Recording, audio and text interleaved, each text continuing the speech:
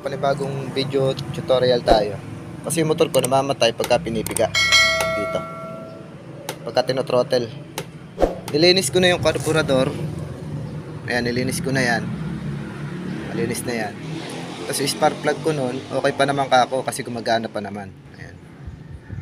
Ang layo daw nito kasi layo na sa lagare.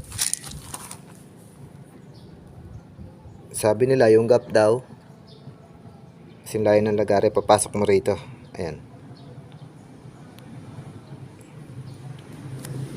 Okay naman, kaso naging problema, ganun pa rin, pumupugak. Pero ngayon, paanda rin natin. Nawala na na.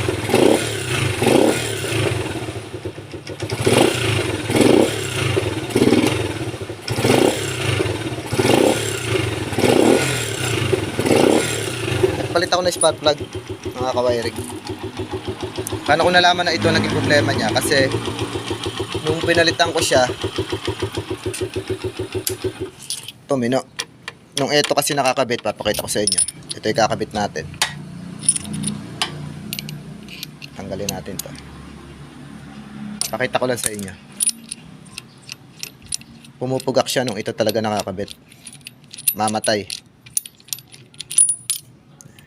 Spark plug ko. Dual core nga pala to. Twin pala, twin. Ayan. Mainit. Ito yung kabit natin.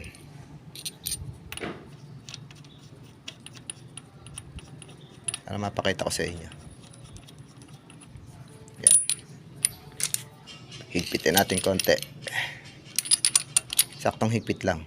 Ayan. Kabit natin to. Start natin.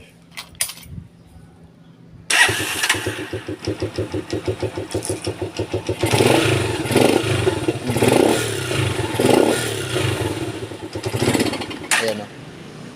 Matay. Isa pa. So start, wala namang problema kasi nag-start naman agad. Ang problema pag pinipiga, ayan o, patay agad.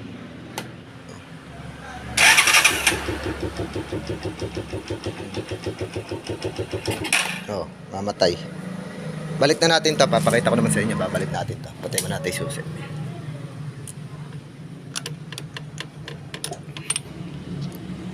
Balik natin tong yung isa. Kaya feeling ko talaga ito ang issue niya kasi parang pasira na. Hindi ko alam kung malayo ba o malapit to, pero sukat naman. Kanina sinubukan ko na to, inilayo ko na rin. Yan pinaka-tip niya. Inalayo ko, tapos ganun pa rin. Tapos medyo inalapit ko, ganun pa rin. Sinukat ko sa lagare, ganun pa rin. Ito naman ngayon kakabit natin to.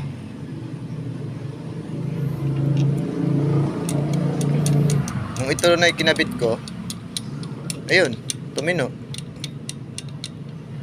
Wala naman ako sa carburetor kasi kalilinis ko lang. Ito naman ngayon. Saktong higpit lang ha mga kawiring. Lost thread yan. Yan. Start.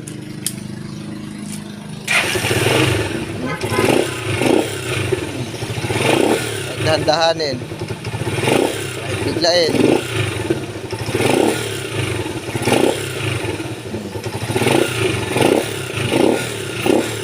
Ganun lang mga kawiring. Kaya kung nagustuhan nyo yung video na ito, paki-like and share naman. Comment kayo dyan sa baba. Ano pa pwede natin gawin sa motor na wiring. Salamat.